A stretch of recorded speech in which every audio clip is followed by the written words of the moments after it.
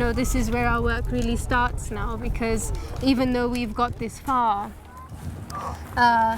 we can't, it doesn't mean that this is now the time to relax, because the poachers now have seen that we're burning all this ivory, and it's quite likely that they're still going to go after ivory. Of course, it does serve as a deterrent to the markets and the people that are consuming ivory, but we really need to step up our efforts now more than ever before on the ground and get more support in for anti-poaching and for rangers, so that we're able to curb the poaching before it happens and ensure that in 10 years' time we don't have a repeat event.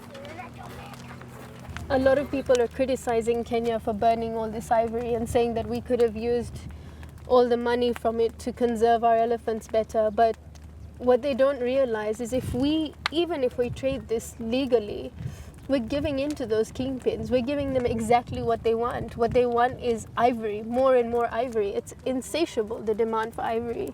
These were the pies that had most of the Savo elephant tusks on it. And there was one tusk that I actually knew. I saw that elephant when he was poached. And I can take you around here. That is what's left of my boy.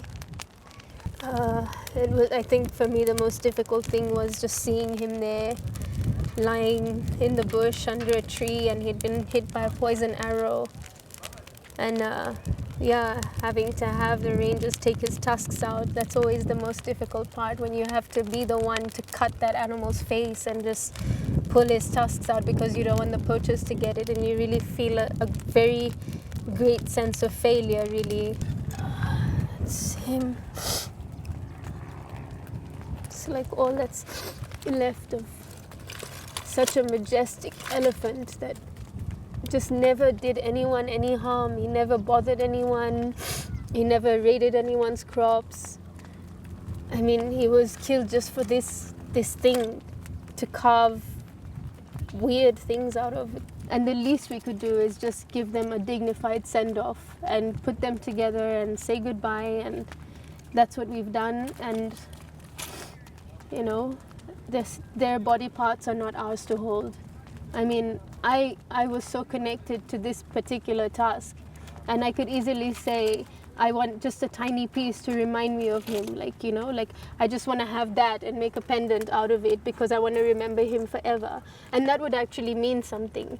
But his body parts are not mine to own, they're not mine to hold.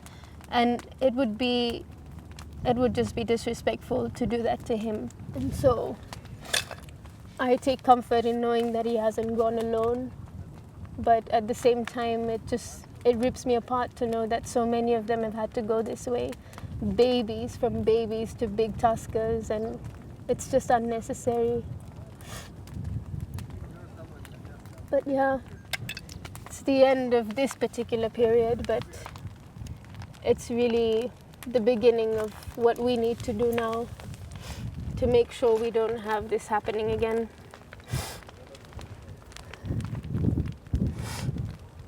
And I will miss them dearly. I really will.